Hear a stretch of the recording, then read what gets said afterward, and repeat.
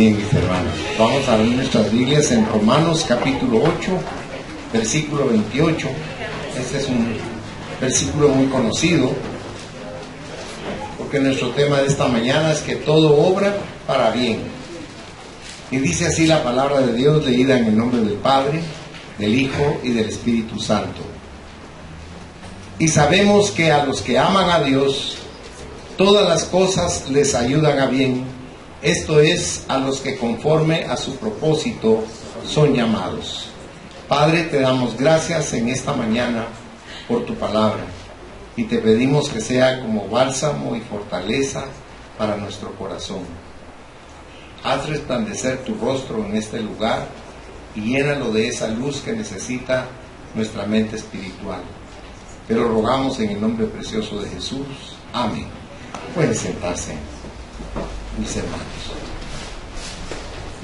Para los cristianos, este versículo contiene quizás la promesa más gloriosa de las Escrituras. Su magnitud dice que es abrumadora, ya que abarca absolutamente todas las cosas que son pertinentes a la vida de un creyente. Esa magnífica promesa consiste de 4 elementos que dan continuidad a la enseñanza de Pablo acerca de la seguridad del creyente en el Espíritu Santo. Primero, su certeza. Segundo, su alcance. Tercero, sus receptores. Y cuarto, su fuente. Quisiera leerles una nota introductoria que escribí por una razón. Yo estaba orando y le dije al Señor, Señor, tenemos tantas dificultades, tenemos tantos problemas, tenemos tantas cosas que resolver y a veces nos sentimos frustrados porque no tenemos ni la solución ni los recursos. Y comenzamos nosotros a entrar en una espiral de desesperación, de tristeza, de frustración, a veces de enojo, porque no logramos nosotros solventar lo que queremos solventar, o arreglar lo que queremos arreglar, o sanar lo que quisiéramos sanar. Pero la realidad es que lo que Dios trata de hacer aquí con Pablo es enseñarnos a que no nos debemos centrar en lo que es malo, en lo que es nocivo, en lo que es deprimente, sino que Él nos invita a que pongamos nuestros ojos, nuestra esperanza y nuestro corazón en Él. Cuando nosotros hacemos eso, como personas, como empresas, como familias, como iglesias, entonces nosotros estamos realmente anclados en la roca. Y la roca es Cristo. Y yo quiero decirles que Él nunca nos defrauda y nunca nos deja. Amén. Y eso es bien importante. Permítame que le lea esta notita que le escribí introductoria en relación con este versículo que nos dice que todas las cosas nos ayudan para bien a los que amamos a Dios. Dice, Dios hace posible que todas las cosas, no solo incidentes aislados, redunden en nuestro bien. Esto no significa que todo lo que nos pasa es bueno. Lo malo sigue prevaleciendo en nuestro mundo caído, pero Dios es capaz de cambiar todas las circunstancias a nuestro favor. Tenga presente que Dios no está ocupado en hacernos felices, sino en cumplir sus propósitos. Note asimismo que esta promesa no es para todos, es solo para los que aman a Dios y forman parte de los planes divinos. Los llamados son todos los que el Espíritu Santo convence y permite que reciban a Cristo. Estas personas tienen una nueva perspectiva, una nueva mentalidad en la vida. Confían en Dios, no en los tesoros de la vida. Buscan su seguridad en el cielo, no en la tierra.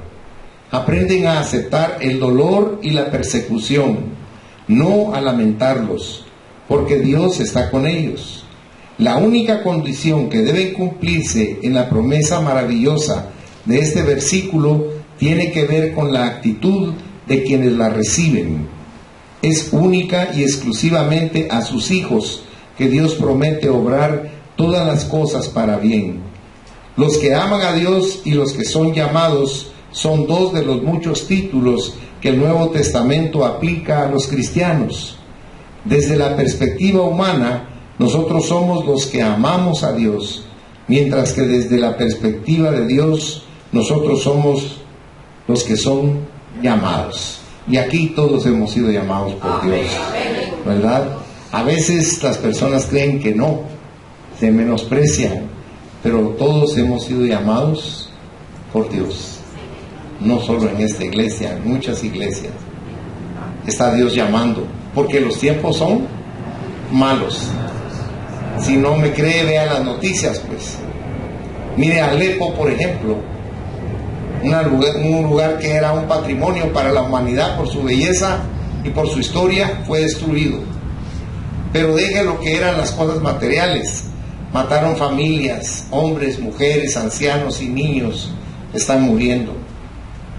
Pero también si usted va a Europa ahorita con el frío que está haciendo, por ese descalabro que hay en las temporadas del mundo, de sus estaciones, usted va a ver también a miles de personas muriendo de hambre, muriendo de frío. Y sin ir muy lejos, usted puede ver nuestro país, cuántas muertes hay diariamente.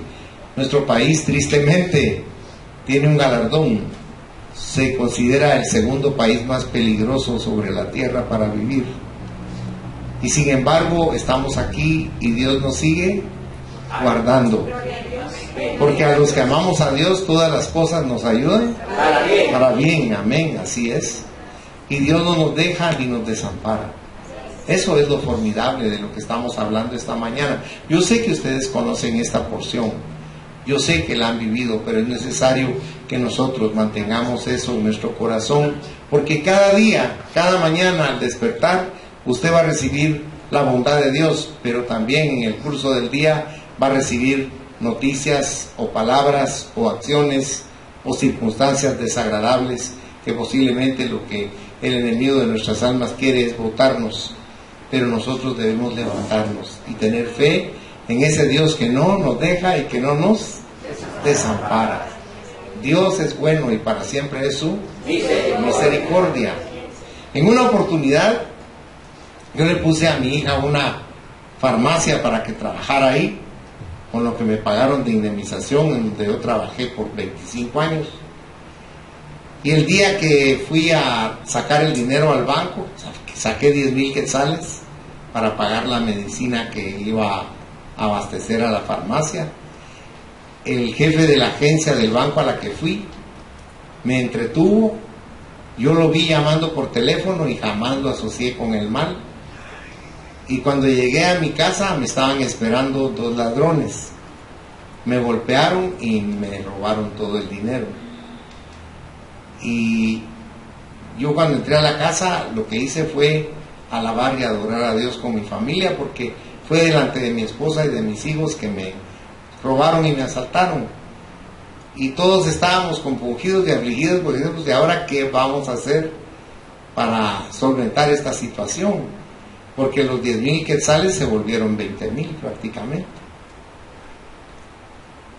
Y yo me entré a orar y le dije, Señor, ¿qué voy a hacer? Porque es dinero, pero lo tengo que pagar ya y no tengo. Y entonces, al día siguiente, en la tarde, yo llegué donde una señora ya de edad que quería que yo le explicara la Biblia en su negocio, ahí en Vista Hermosa, en esta avenida donde estaba Pais.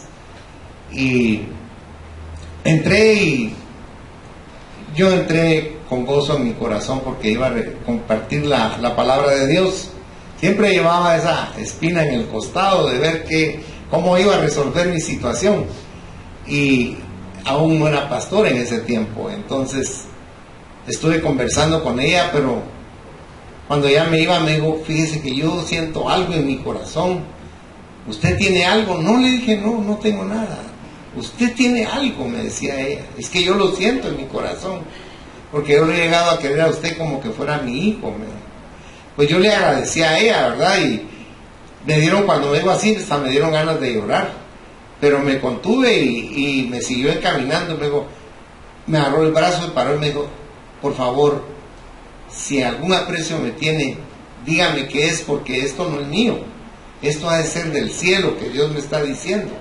Y entonces le dije, es que lo que pasó fue esto y esto y esto y esto. Le dije, yo sabía, yo sabía eso, y me agarró de la mano como que era un niño y me entró al banco, sacó su libreta de ahorros, sacó los 10,000 quetzales y me los dio. Yo le dije, pero no tengo cómo pagárselos ahorita. ¿Sabe qué? Páguemelos como pueda y cuando pueda. No se preocupe. Y yo en ese momento solventé el problema mayúsculo, pero quedó el otro problema y yo comencé a agradecerle a Dios y a alabarlo porque yo no estaba pidiendo. Él lo hizo porque Él nos ama. Él me estaba diciendo, no te preocupes por eso, solo es dinero.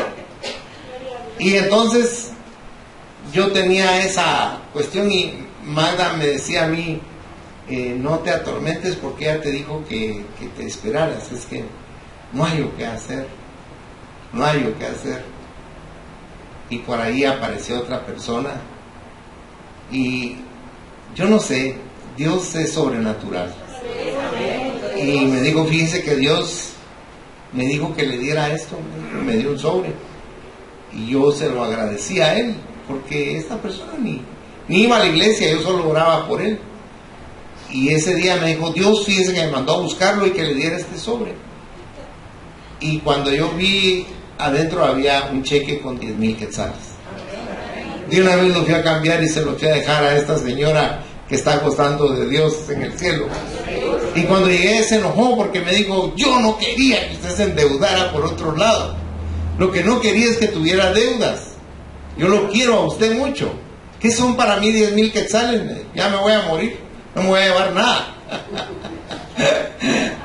Y yo le dije que yo lo comprendía, pero que yo tenía un principio en mi corazón y que no podía variarlo. A veces queremos romper el molde, ¿verdad? Pero no podemos. Se le cuento esto porque así usted tendrá a saber qué cantidad de anécdotas en las cuales usted ha visto la mano de Dios, que no nos deja y que tampoco nos desampara. Siempre está atento. ¿Sabe por qué? Porque nos cuesta comprender que primero le importamos, que segundo está atento a nosotros y que tercero nos quiere bendecir. Eso es lo que Dios quiere hacer con nosotros. No le hablo de dinero, le hablo de esa bendición, de sentir esa paz interior que todos necesitamos. Todos necesitamos esa paz en nuestro interior, hermano. Es como un regalo de parte de Él. Porque ¿de qué nos sirve tener todo, pero no tener paz? O no tener gozo. Y el gozo de Dios es lo más maravilloso que podemos recibir. En medio de tanta tribulación y de tantas cosas desagradables. Por eso yo le decía, Señor, ¿por qué voy a predicar sobre eso? Me decía, tú hazlo. Porque yo quería predicar del rapto, pero el Señor me dijo, vas a predicar sobre eso. Entonces, cuando a mí me decían que Dios le habla a uno, decía, estos son más mentirosos que Pedro Limales. Pero fíjense, hermanos, que cuando uno ora de veras y uno dobla sus rodillas, Dios habla.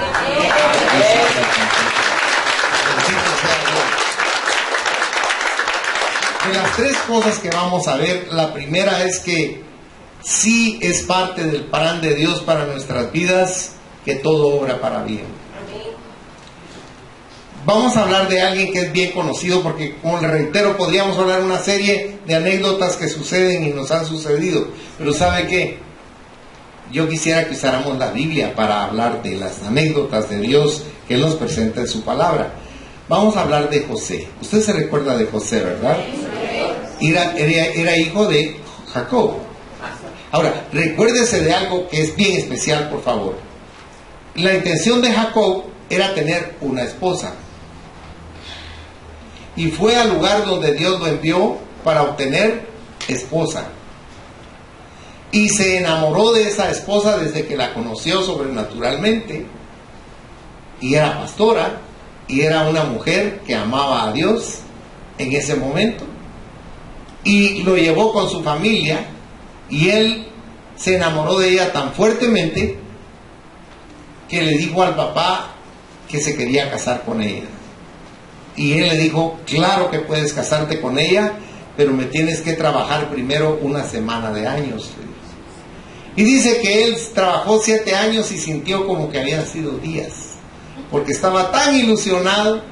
Y en la noche llegó a la tienda donde iba a dormir con su esposa y llegó tan feliz, tan contento, tan realizado, porque dijo: la mujer que amo con todas mis fuerzas, con todo mi corazón. Pero al otro día, cuando abrió los ojitos, no era ella, sino que era la hermanita. Y la hermanita dice que no era muy agraciadita. Y entonces él se asustó y dijo: ¿qué estás haciendo aquí? Y cuando habló con el papá le dijo: es que perdona que te engañé, pero es que fíjate, le digo, que aquí no se hace así como querés. Aquí primero se casa la mayor y después se casa la menor. Trabajame otros 7 añitos, le dijo, y te doy a la Raquelita. Y entonces él le dijo: va, está bueno, le dijo, porque va es a la que amo. Y usted conoce la historia, ¿verdad? Le hago énfasis en esto porque Raquel era estéril, no podía tener hijos. Pero un día Dios lo bendijo con un hijo que se llamaba José. Y José no es que él lo quisiera más que a los demás, sino que José era piadoso. Y José soñaba cosas increíbles que Dios le permitía soñar, porque Dios habla de 3 maneras en la Biblia. Habla por medio de su palabra, nos habla por profecía, pero también nos habla por sueños. Y José era el que soñaba y veía las cosas con suma claridad, porque no venía de él, sino de Dios. Perdón que le haga toda esta recordación florida de lo que es José, pero lo que trato de decirles es lo siguiente: cómo empieza la vida de José en el dolor. Si usted analiza eso en su casa, en Génesis, usted se va a encontrar con que el papá lo mandó a buscar a sus hijos a un lugar. Y él fue caminando a ese lugar y en el camino se encontró con Satanás. Y cuando habló con Satanás, por supuesto que Satanás iba como un hombre común y corriente. Y le dijo: ¿a quién estás buscando? En esa soledad, este hombre se le acercó para preguntarle eso y le dijo él: estoy buscando a mis hermanos, están en tal lugar, ve y búscalos ahí. Porque Satanás sabía que cuando él llegara a ese lugar lo iban a asesinar. Y efectivamente, cuando llegó, los hermanos dijeron: hoy es nuestra oportunidad, matémoslo. Y cuando se disponían a hacerlo, el hermano mayor les rogó que no lo hicieran y lo echaron sin ropa en una cisterna, en un hoyo que estaba cenagoso, y ahí lo metieron. Pero Judá y él lucharon con los hermanos para que en lugar de dejarlo ahí y que muriera, lo vendieran. Y lo vendieron a unos ismaelitas que iban para Egipto. Si usted me acompañara en su Biblia, Génesis 37, por favor. Dice en Génesis 37, versículo 28. Y cuando pasaban los madianitas mercaderes, sacaron ellos a José de la cisterna y le trajeron arriba y le vendieron a los ismaelitas por 20 piezas de plata. Y llevaron a José a Egipto. Note cierta similitud con Cristo. A Cristo, ¿por cuánto lo vendió Judas? Por 30, ¿verdad? 30 piezas de plata. Pero aquí vemos cómo José es vendido por sus hermanos y como un esclavo. Ahora, lo llevan a Egipto y en Egipto lo llevan a la casa del ministro de gobernación del faraón, y este hombre Potifar estaba feliz de tenerlo en su casa porque era un hombre impecable para trabajar, formidable, y todo lo que hacía era bendito. ¿Sabe por qué? Porque Dios estaba con él. A veces usted se pregunta: ¿y esto por qué me salió bien? Y yo le sugiero que se pregunte: ¿estaba Dios conmigo? Y si le sale mal, hágase la misma pregunta también. Porque a veces hacemos las cosas por nuestras pistolas sin tomar en cuenta a Dios. Pero cuando a Dios lo tomamos en cuenta en todo, todo es bendito. Entonces, vea conmigo, si es tan amable, ahora los versículos en el capítulo 39, del 19 al 20.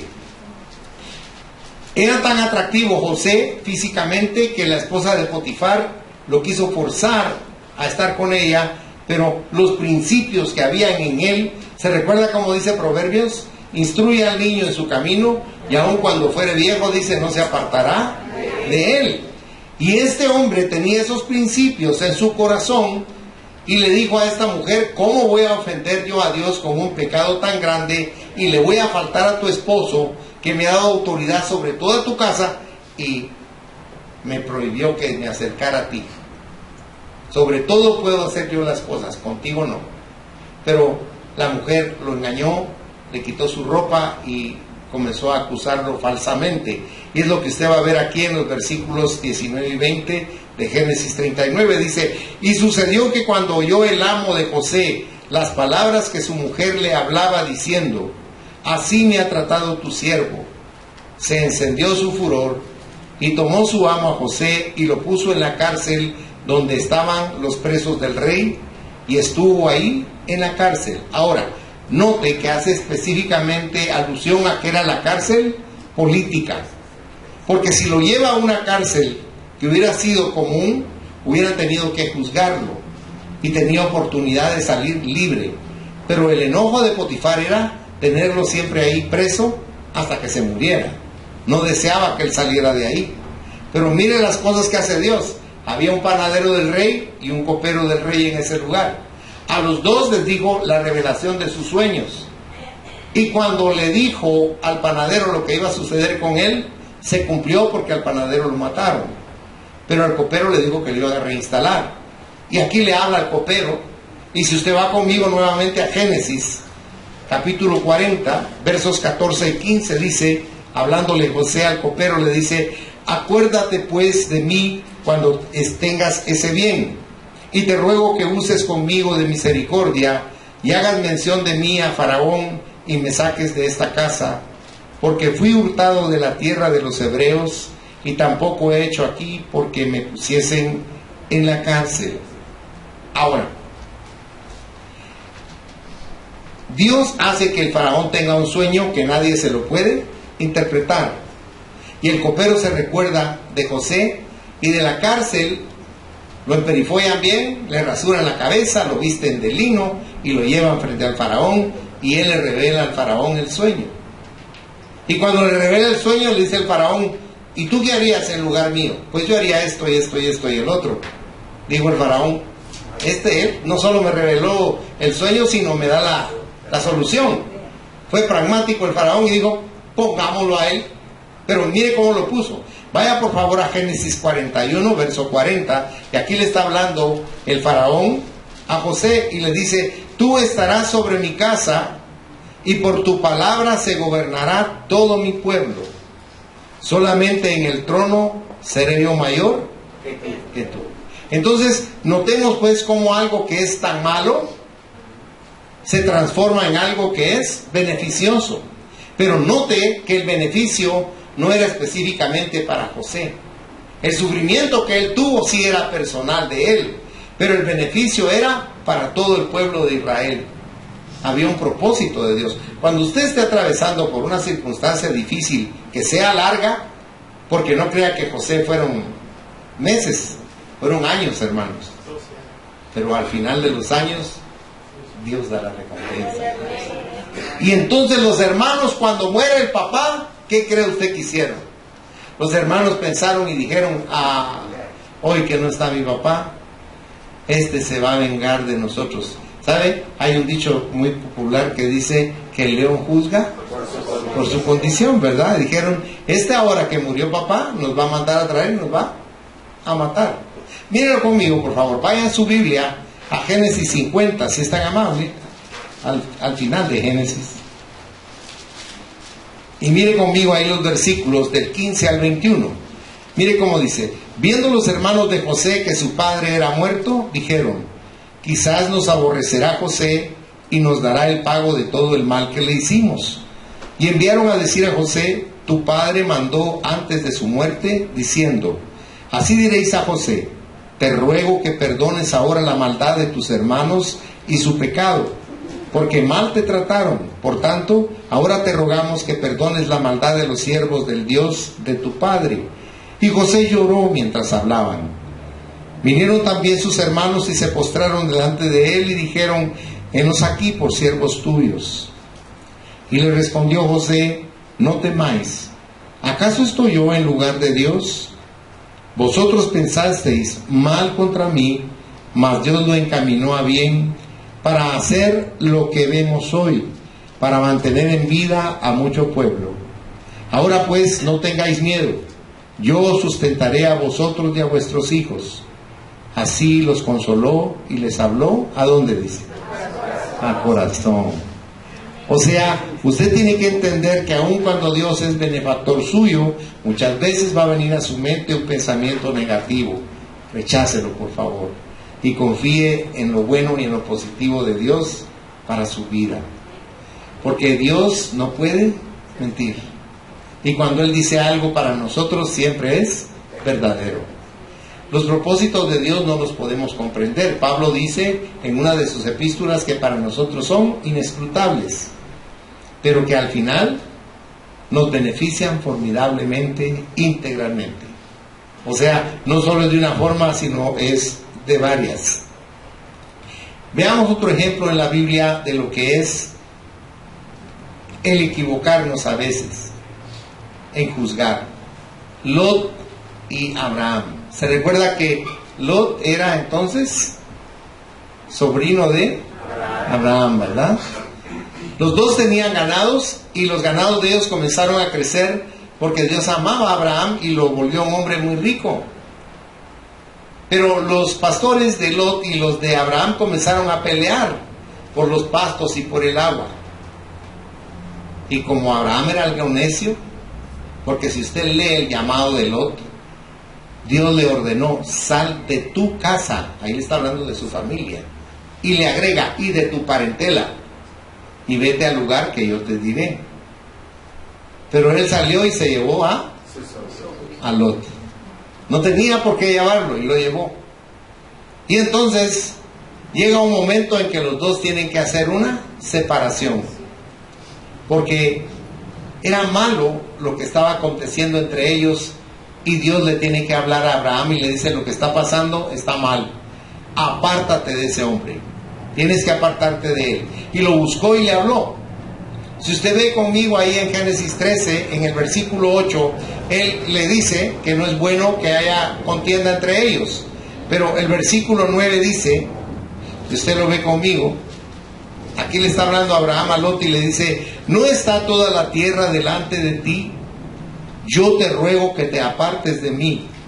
Si fueres a la mano izquierda, yo iré a la derecha. Y si tú a la derecha, yo iré a la izquierda. Y alzó Lot sus ojos y vio toda la llanura del Jordán, que toda ella era de riego, como el huerto de Jehová, como la tierra de Egipto en la dirección de Zoar, antes que destruyese Jehová a Sodoma y a Gomorra. Entonces Lot escogió para sí toda la llanura del Jordán, y se fue Lot hacia el oriente, y se apartaron el uno del otro. Abraham acampó en la tierra de Canaán, en tanto que Lot habitó en las ciudades de la llanura, y fue poniendo sus tiendas hasta donde dice su Biblia, hasta Sodoma. Cualquiera diría: pero qué tonto Abraham, él tenía autoridad para decirle: andate a Sodoma, o andate a Canaán, a las alturas, a las montañas, y no lo hizo. Yo no podría decir: pero qué tonto, desaprovechó su oportunidad. Pero no es así, fíjense, porque dice la palabra con claridad que hay caminos que a nosotros, hombres y mujeres, nos parecen caminos rectos y de vida, pero que al final son caminos, dice, de muerte, porque nosotros no podemos ver como Dios ve. Nosotros tenemos una visión muy limitada, y no me refiero a los ojos, sino a la manera de observar, a la manera de considerar las cosas. Por eso cuando nos acercamos a Dios, Él amplía ese concepto y nos aclara qué es lo que tenemos realmente que hacer. Y él obedeció, Abraham obedeció a Dios y fue beneficiado grandemente, porque cuando estaba en las alturas, aunque era agreste el lugar y no habían pastos muchos para sus ganados, Dios le dijo: mira desde aquí todo lo que ves, porque todo te lo voy a dar a ti. y a tu descendencia. Mire. Ahora, ¿cómo le fue a Lot? ¿Se recuerda? Le duró muy poco su inteligencia, como dicen, ¿verdad? Su listura. Porque a veces, como le reitero, nos dejamos llevar y nos equivocamos. Pero aquí vemos cómo Dios arregla todas las cosas. Veamos otro ejemplo rápidamente. Moisés. Se recuerda que Moisés vivió 40 años como un príncipe de Egipto. O sea, era alguien al que no le faltaba nada, tenía buena comida, tenía sirvientes, prácticamente era un hombre que vivía en mucha comodidad. Pero él sabía que era hebreo. Y un día vio que un egipcio maltrataba a un hebreo, y cuando quiso parar la pelea, paró matando al egipcio. O sea, el hombre que está considerado en la Biblia posteriormente como el hombre más manso de la tierra, resulta un asesino y mata a este egipcio. Pero ahí Dios ese mal lo convirtió en un bien. Vaya conmigo, si es tan bondadoso, en su Biblia a Éxodo capítulo 2, versículos 14 y 15. Y él respondió: ¿quién te ha puesto a ti por príncipe y juez sobre nosotros? ¿Piensas matarme como mataste al egipcio? Entonces Moisés tuvo miedo y dijo: ciertamente esto ha sido descubierto. Oyendo Faraón acerca de este hecho, procuró matar a Moisés, pero Moisés huyó de delante de Faraón y habitó en la tierra de Madián. Fíjese, qué interesante, el 40, el 4, siempre es un número de prueba en la Biblia. Entonces él vivió 40 años como príncipe de Egipto, y luego 40 años como pastor de ovejas. Mire cómo Dios lo usó a él, a que se preparara como pastor de ovejas, porque le iba a dar un rebaño de más de 2 millones de ovejas, más de cabras que de ovejas, mis hermanos. Pero gracias a Dios que Dios lo había preparado con tiempo. Ahora, en el capítulo 3 sucede algo especial. Está él pastoreando las ovejas y uno piensa, ¿cómo podrá Dios escogerlo? ¿Cómo podrá Dios hablarle? Y Dios usó de la curiosidad de él.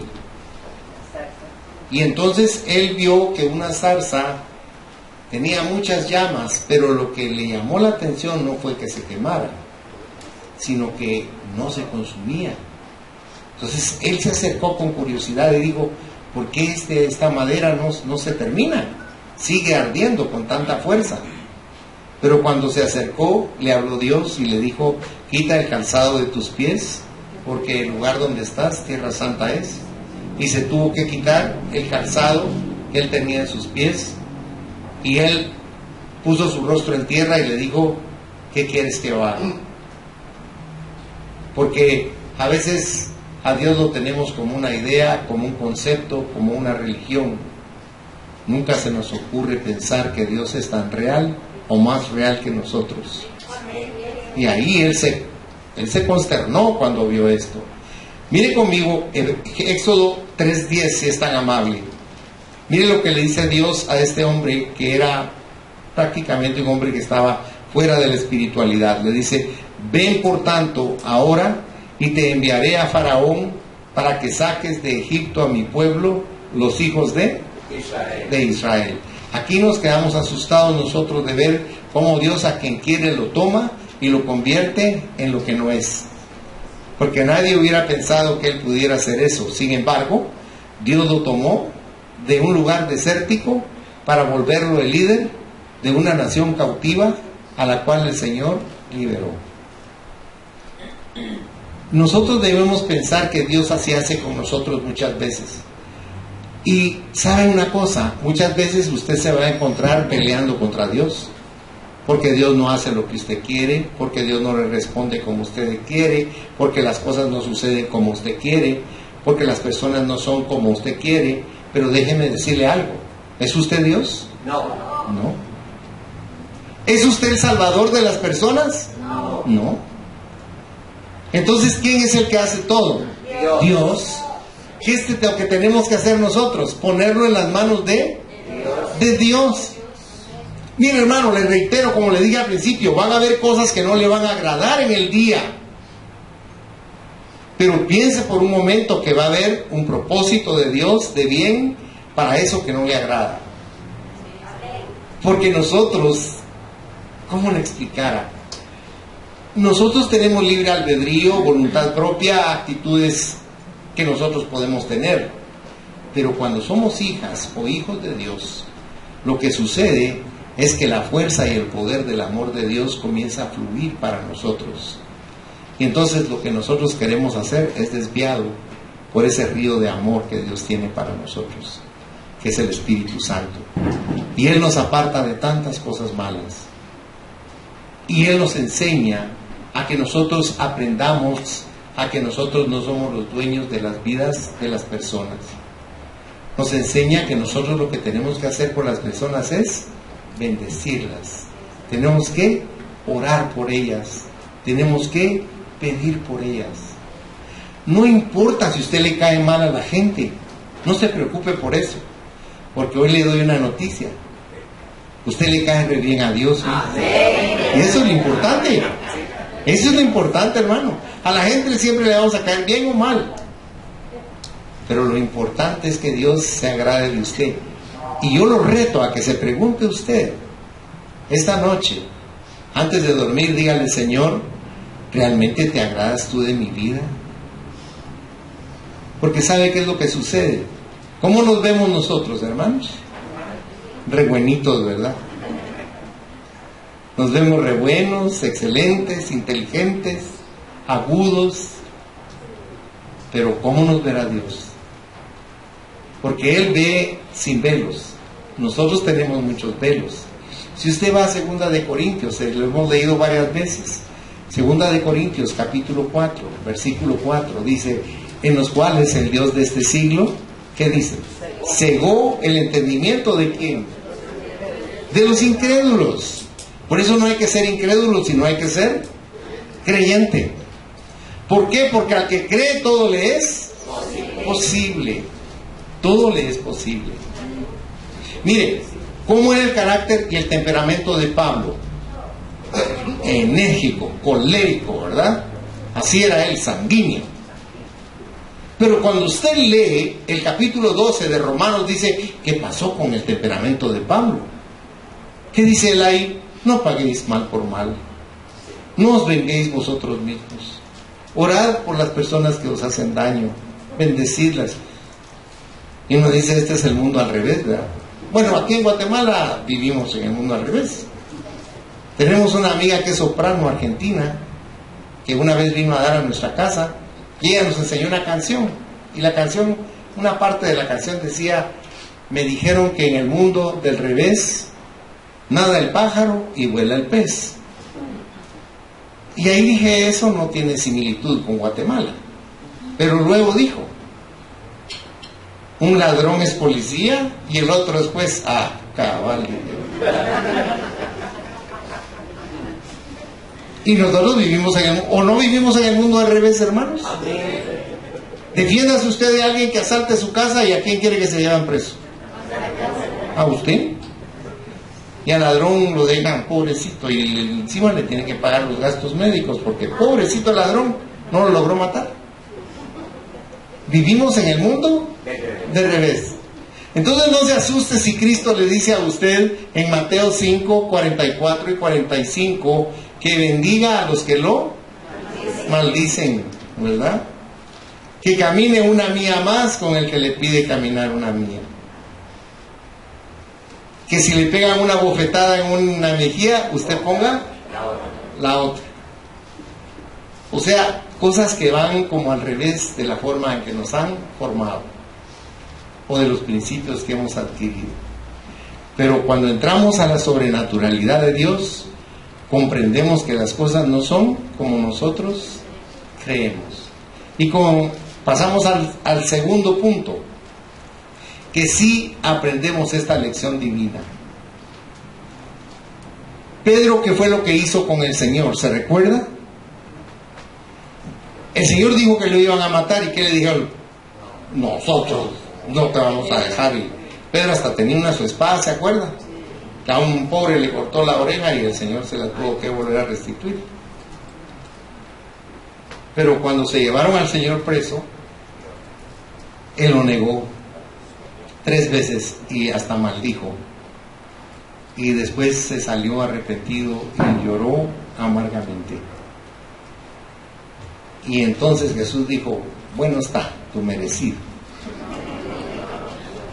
No hizo eso, ¿verdad? Vaya a su Biblia, a San Juan, en el capítulo 21, vamos a ver rapidito algo interesante ahí, que a usted le va a gustar. Mire los versículos del 15 al 17. San Juan 21, del 15 al 17. Cuando hubieron comido, Jesús dijo a Simón Pedro: Simón, hijo de Jonás, ¿me amas más que estos? Le respondió: sí, Señor, tú sabes que te amo. Él le dijo: apacienta mis corderos.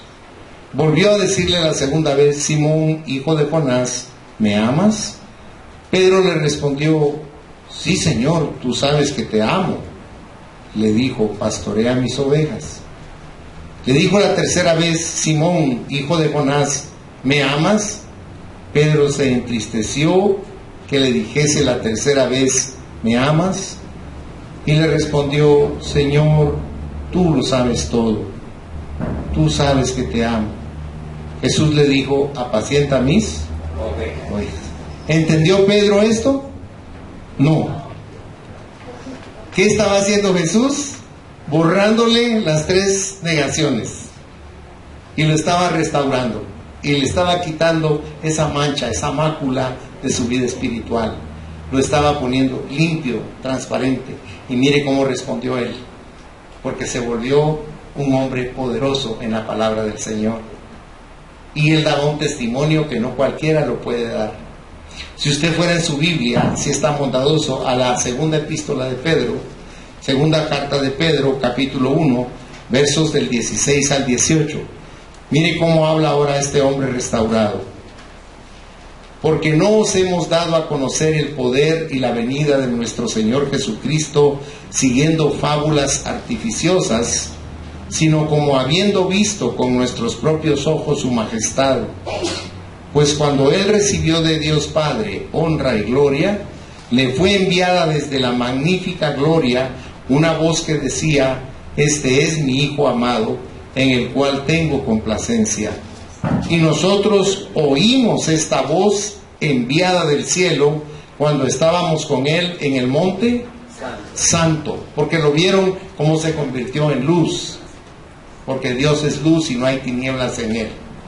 Eso es algo maravilloso y consolador para nosotros.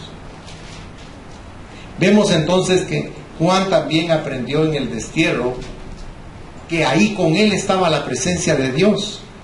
Si usted va a Apocalipsis, ahí dice claramente en el capítulo 2 que él vio a Jesús. ¿Cómo lo vio? ¿Se recuerda cómo lo vio? Entre 7 candeleros, con una ropa, dice, blanquísima, con su pecho cruzado por un cinto de oro, y sus pies, que dice que eran como llamas de fuego. Es figura del Evangelio. ¿Qué quema el Evangelio, hermanos? Las ataduras de la ignorancia espiritual. Y sus ojos, ¿cómo eran? Como fuego, dice, porque cuando el Señor nos mira, nos purifica. A veces usted peca y cree que no hay limpieza para usted, pero déjeme decirle que la sangre preciosa de Cristo limpia cualquier mancha que pueda haber en sus hijos, porque eso es lo que hace Él para nosotros. Bendito sea su nombre. Cuando usted esté pasando por alguna situación constante que no cambia y que es difícil, cada día es más difícil, doble sus rodillas y dígale: ya entendí, Señor, pero hay una parte que no logro entender completamente. ¿Qué me quieres enseñar con esta prueba? ¿Qué quieres que yo haga? Y el Señor se lo va a decir, se lo va a mostrar, se lo va a revelar, para que usted transforme su manera de vivir, su manera de pensar, su manera de ser. Porque, hermano, perdone lo que le voy a decir, pero somos muy necios, fíjese. ¿O no somos necios, hermano? Amén. Eso está en nosotros. Y Dios tiene con nosotros una paciencia maravillosa. No nos podemos dar cuenta de la paciencia de Él, porque eso no lo observamos con detenimiento, pero sí es así. Él es paciente con todos y cada uno de nosotros. Es bien importante. Ahora, ¿será que Dios nos deja y nos desampara? No. Por favor, vaya a Deuteronomio, si es tan amable. Deuteronomio, en el capítulo 31, versículo 6. Dice: esforzaos y cobrad ánimo. No temáis ni tengáis miedo de ellos, porque Jehová tu Dios es el que, ¿qué dice su Biblia? Va contigo. No te dejará ni te desamparará. Dios quiere que entendamos eso. Déjeme que le lea una notita rápidamente. La certeza de la seguridad. En el contexto de las verdades que siguen a continuación en Romanos 8, estas dos simples palabras expresan la absoluta certeza de seguridad externa que el cristiano tiene en el Espíritu Santo. No es la opinión de Pablo, sino la verdad de la palabra de Dios. Dios afirma aquí que como creyentes en Jesucristo sabemos por encima de cualquier duda que cada aspecto de nuestra vida está en las manos de Dios y será usado divinamente por el Señor, no solamente para manifestar su propia gloria, sino también para hacer una realidad nuestra bendición eterna. Miren, ¿qué le parece? O sea, cuando usted lea Romanos, léalo despacio y usted va a encontrar una gran respuesta y una gran revelación del propósito de su cristianismo en esta tierra. Eso es lo que Pablo hace hacia nosotros. Y termino y concluyo con esta reflexión, que sí, al final vamos a recibir bendición. Recibimos la bendición a pesar de todo. Porque, ¿qué sucede después de la tormenta? Viene la calma, ¿verdad? Y qué lindo se siente cuando pasa la tormenta. Acaba de haber un temblor bien largo, ¿se fijó? Y nosotros estábamos en la cama ya acostados cuando empezó, y Magda creyó que era yo el que estaba moviendo la cama y era yo el que lo estaba moviendo a él. Le dije, ya tardó mucho, mejor caminemos. Pero la realidad es que nosotros queremos que esas cosas pasen rápido. También cuando hay una tempestad muy fuerte, nosotros queremos que la tempestad pase rápido. Y hay tempestades a veces que son problemas, o en la familia, o en el trabajo, o en la calle, y queremos que esa tempestad desaparezca, porque luego viene la calma, esa calma deliciosa que tanto anhela nuestro corazón. La oscuridad, la noche, qué lindo que es cambiada también en día, ¿verdad? Porque piense por un momento lo terrible que será vivir en oscuridad. También no nos gusta la oscuridad. El invierno es sustituido también por la primavera, cuando todo explota en flores, en olores deliciosos del campo, en frescura del aire. En una oportunidad yo quería conocer la nieve, y un hermano de aquí de la iglesia me dijo, vamos, me dijo, y nos fuimos a Carolina del Norte, en las montañas, ya con Tennessee, y yo quería ver la nieve. Créame que regresé, como dijo aquel, decepcionado. Ay, es que fíjese que el cielo era gris plomo, el camino era blanco, los árboles eran blancos, todo era blanco, hasta nosotros nos mirábamos más blancos. Y yo, Fúchila, y yo, Malaya, Guatemala. O sea, de veras, qué lindo es cuando nosotros vemos en Guatemala los prados verdes, esas flores maravillosas que se dan aquí. ¿Sabe qué? La gente en Guatemala es buena, hermanos. Cuesta creerlo, ¿verdad? Porque pero como decía aquel señor, ¿verdad? Los buenos somos más. Me decía mi nieta hoy en el desayuno, me decía, fíjate que yo no había tomado ese Transmetro y no encontraba una moneda, y una joven se acercó y me dijo, ¿tenés? Y me dio la moneda, me dijo, y yo entré con ella al Metrobús, y ella le comenzó a explicar cómo ir de un lado para otro, y le devolvió mi nieta la moneda. Y me decía mi nieta, ¡ala, qué lindo que en Guatemala la gente es buena, papito! Yo le dije, sí, la gente es buena.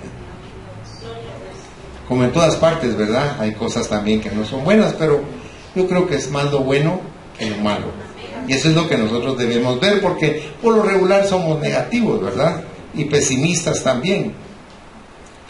Los problemas también son reemplazados por los milagros de Dios. Si usted va a Jeremías 32, verso 27, ahí dice el Señor: he aquí, yo soy Jehová, Dios de toda carne. ¿Habrá algo que sea difícil para mí? No hay nada, hermanos. No hay nada que sea difícil para Dios. Se lo estoy diciendo porque usted y yo no podemos cambiar muchas cosas, pero Dios sí puede, fíjense. Y usted es su consentido y su consentida. Es que mire, Dios nos ama de una manera maravillosa. A mí me gustaba mucho una anécdota que contó un periodista, de que estando entrevistando como un privilegio al presidente Kennedy en los años 60, las puertas estaban guardadas por el servicio secreto, porque ahí no entra nadie. Pero un niño abrió la puerta de sopapo, interrumpió la reunión y fue a abrazar las canillas de su papá, y su papá lo cargó. Para él no hubo ese protocolo de decir: no, niño, tú no puedes entrar, el presidente está en una junta muy importante. Al niño no le importó nada de eso. Él entró y fue a abrazar a su papá. Y ese era un hombre nada más, ¿sí?, investido de un poder terrenal. Usted está invitado a entrar al lugar santísimo donde está Dios, sin preámbulo. Gloria a Dios, porque ahí nos está esperando Él para bendecirnos, para concedernos no una audiencia, sino lo que le pidamos, porque nos ama con amor eterno. Y ¿sabe qué? Hay algo que a mí me llena de gozo. ¿Alguna vez ha estado usted triste? Yo creo que no, pero a todos nos llega la tristeza, ¿verdad? Pero le voy a enseñar un secreto de la tristeza. Vaya por favor en su Biblia, si es tan amable, al Salmo 30, versículo 11. Y usted va a decir como el salmista: has cambiado mi lamento en baile, desataste mi cilicio, como quien dice, me quitaste esa ropa y me ceñiste de alegría. ¿No le parece que eso es maravilloso? Cuando alguien está triste no quiere ni que le hablen, pero ¿sabe qué? Si usted ora, esa tristeza se va a transformar en alegría. Usted va a ver que hay gentes que como que vivieran chupando limón todos los días, pero ¿sabe qué? Adentro está la fiesta. Ore y Dios le va a poner alegría a esas personas que tienen la cara así como de nudo. Dios va a hacer algo lindo y va a transformar eso en alegría. Y el desaliento, ¿saben qué se convierte? En fe. Cuando estamos desalentados, no creemos. Pero cuando oramos, Dios convierte ese desaliento en fe, en esperanza. Porque Dios quiere que creamos en Él. Por eso, mire el consejo que nos da, y aquí terminamos el mensaje. Vaya a Josué, capítulo 1, versículos 8 y 9, y con todo amor le ruego que lo tome como una parte diaria de su vida. Nunca se apartará de tu boca este libro de la ley, sino que de día y de noche meditarás en él, para que guardes y hagas conforme a todo lo que en él está escrito. Porque entonces harás prosperar tu camino y todo te saldrá bien. Mira que te mando que te esfuerces y seas valiente. No temas ni desmayes, porque Jehová tu Dios estará contigo en donde quiera que vaya. Es lindo nuestro Dios, ¿verdad? Amén. Es lindo. ¿Sí? O sea, Dios cambia las perspectivas de vida en esperanza, en fe y en gozo. Cerremos nuestros ojos, por favor. Amados hermanos, amados amigos, no se rindan ante las pruebas. Úsenlas de puente para cruzar al lado donde está la esperanza, el gozo, la felicidad, la seguridad, la fuerza poderosa de nuestro Dios. Dios mío, tú conoces a cada persona en este lugar y cada corazón. Tú conoces las vicisitudes que están atravesando, los problemas que embargan sus mentes y sus corazones, las inquietudes, las circunstancias difíciles que tienen que resolver esta semana. Yo te pido con todo mi corazón que todas esas cosas queden puestas a los pies de la cruz del Calvario. Y para eso yo quisiera invitarlos a todos ustedes a que vinieran aquí al frente, para que de una manera simbólica dejemos aquí todas nuestras cargas, dejemos aquí todas nuestras ansiedades, dejemos aquí todos nuestros problemas, que traigamos ante Dios lo que consterna nuestra alma y nuestro espíritu, para que dejemos ante Dios todo lo que nos quita el gozo y la felicidad, para que dejemos ante Dios todas las pasiones que embargan nuestra mente y nuestro corazón, para que dejemos ante Dios el desánimo, para que dejemos ante Dios la depresión, la tristeza, la frustración, ese calvario que andamos llevando a diario. Dios Todopoderoso, mira a tu pueblo, Señor. Tu palabra nos dice claramente: no temas manada pequeña, porque a mí me ha placido darte el reino. Y ellos están aquí buscando tu reino, y tu promesa es que por ello vendrán a ellos todas las añadiduras. Pero lo que te quiero pedir específicamente, Padre eterno, en el nombre de tu Hijo amado, nuestro Señor Jesucristo, es que tú sanes las heridas del alma en esta mañana. Que tu poder de amor venga sobre cada uno de ellos y ellos puedan ser libres de todo lo que comprime su corazón, de toda tristeza, de toda amargura, de toda falta de perdón, de todo dolor en el corazón, de toda frustración, de toda tristeza, de todo sufrimiento, de todo lo que a veces amarga nuestra vida. Por favor, Señor, renueva sus vidas, renueva sus mentes espirituales y naturales, fortalece sus corazones y sus almas, levántalos con tu poder, Señor, para que ellos puedan sentir ese proceder de amor tuyo para con ellos, para que nada les falte, para que aderece su mesa en frente de sus enemigos, para que estén en la casa tuya todo el tiempo, Señor, para que en sus corazones se llenen de esperanza y se llenen de gozo en medio de la adversidad, para que sepamos que tú eres nuestra provisión, para que sepamos que tú eres quien nos sostienes, que aunque se sientan desesperados por no tener recursos, sepan que eres tú el que abre las ventanas de los cielos y nos das los recursos que necesita nuestra vida, nuestra alma, nuestro espíritu. Bendícelo, Señor, en esta mañana con toda bendición desde los cielos. Abre las ventanas de los cielos y mira que ellos se levantaron y vinieron al frente con fe, y honra esa fe de ellos, Señor. Honra esa actitud sencilla de corazón, sin soberbia, sin orgullo, sino que vinieron como niños ante ti, Señor. Hónralos y bendícelos, concediéndoles lo que ellos con sinceridad están esperando de ti en esta mañana. Bendícelos, Señor, en su entrar y en su salir. Bendice sus mesas y bendice, Señor, su arteza de amasar. Que por un camino venga su enemigo y por 7 huya de ellos. Que ellos puedan tener salud y prosperidad en su alma, y que lo material venga a ellos de una manera sobrehumana, sobrenatural, porque tú eres nuestra provisión, Señor. De ti viene toda dádiva y todo don perfecto, y nosotros no esperamos de hombre nada, pero de ti lo esperamos todo. Por eso yo te bendigo y te alabo, Dios santísimo y todopoderoso, Dios de bondad y de misericordia, que nos estás escuchando y que estás viendo pormenorizadamente el problema de cada persona que está aquí frente a ti en el altar, para que conforme a tus riquezas en gloria en nuestro Señor Jesucristo, tú des la provisión que ellos necesiten en cualquier área integral de su ser.